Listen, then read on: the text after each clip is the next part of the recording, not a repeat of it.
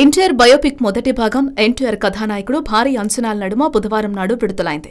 సంక్రాంతి సీజన్లో మొదటి సినిమా కావడంతో మెజారిటీ థియేటర్లు కథానాయకుడు సినిమాను ప్రదర్శించారు. కానీ మిక్స్డ్ రెస్పాన్స్ రావడంతో మొదటి రోజు యావరేజ్ కలెక్షన్స్ తో సరిపెట్టుకుంది. బ్రేక్ ఈవెన్ మార్క్ చేరేందుకు దాదాపు 70 కోట్లు సాధించాల్సిన పరిస్థితిలో మొదటి రోజు 8 కోట్లలోపే షేర్ రావడం అందరినీ షాక్కి గురిచేసింది. ఇదిలా ఉంటే రెండో రోజు కల్లా పరిస్థితి మరింత తీసుకట్టుగా తయారైంది. గురువారం నాడు మెజారిటీ థియేటర్లలో ప్రేక్షకులు తగినంత మంది లేక వెలవెలబోయాయని రిపోర్ట్స్ చెబుతున్నాయి.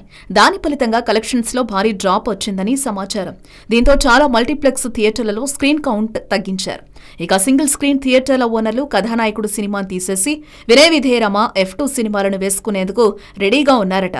ఇక ఎన్టీఆర్ బయోపిక్ ఓవర్సీస్ కలెక్షన్స్ కూడా ఈ మధ్య విడుదలైన పెద్ద సినిమాలతో పోలిస్తే నిరాశాజనకంగా ఉన్నాయని రిపోర్ట్స్ వస్తున్నాయి.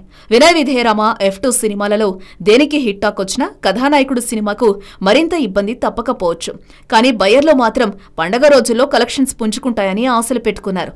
సూపర్ హిట్ అవుతుందనుకున్న మొదటి భాగం పరిస్థితి ఇలా ఉంటే రెండో భాగం పరిస్థితి ఎలా ఉంటుందోనని కొందరు అనుమానాలు వ్యక్తం చేస్తున్నారు. బాలయ్య సినిమా సంక్రాంతి సీజన్లో రిలీజ్ అయితే తిరుగుండదు అనుకున్న అభిమానులకు ఈ రెస్పాన్స్ షాక్ ఇస్తోంది.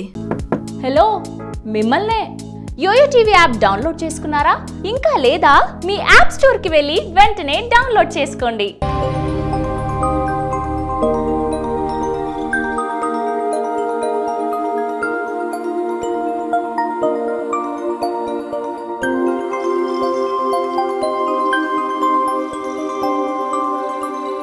ఈ వీడియో గనుక మీకు నచ్చినట్లయితే లైక్ చేయండి, షేర్ చేయండి అండ్ సబ్స్క్రైబ్ చేయండి.